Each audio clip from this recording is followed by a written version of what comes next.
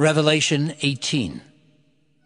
And after these things I saw another angel come down from heaven, having great power, and the earth was lightened with his glory.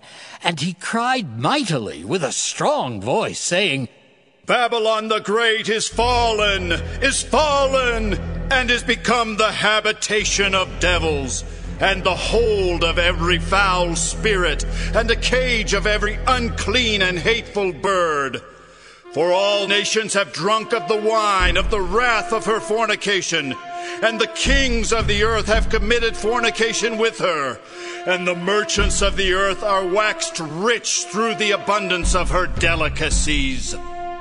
And I heard another voice from heaven, saying, Come out of her, my people, that ye be not partakers of her sins, and that ye receive not of her plagues. For her sins have reached unto heaven, and God hath remembered her iniquities. Reward her even as she rewarded you, and double unto her double according to her works. In the cup which she hath filled, fill to her double. How much she hath glorified herself, and lived deliciously, so much torment and sorrow give her. For she saith in her heart, I sit a queen, and am no widow, and shall see no sorrow. Therefore shall her plagues come in one day, death, and mourning, and famine, and she shall be utterly burned with fire. For strong is the Lord God who judgeth her. And the kings of the earth who have committed fornication and lived deliciously with her shall bewail her and lament for her when they shall see the smoke of her burning, standing afar off for the fear of her torment, saying, Alas! Alas! That great city Babylon, that mighty city! For in 1 hour is thy judgment come! And the merchants of the earth shall weep and mourn over her, for no man buyeth their merchandise any more.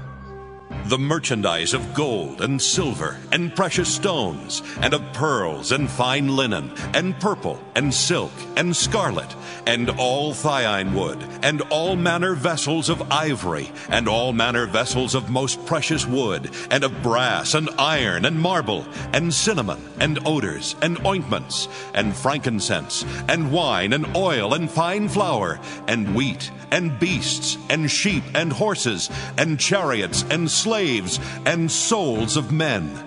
And the fruits that thy soul lusted after are departed from thee, and all things which were dainty and goodly are departed from thee, and thou shalt find them no more at all.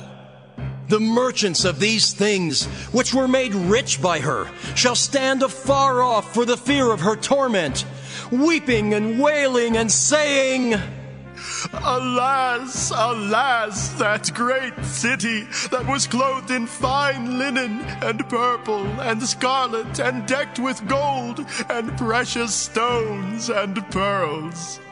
For in 1 hour so great riches is come to naught. And every shipmaster, and all the company in ships and sailors, and as many as trade by sea, stood afar off, and cried when they saw the smoke of her burning, saying, What city is like unto this great city? And they cast dust on their heads and cried, weeping and wailing, saying,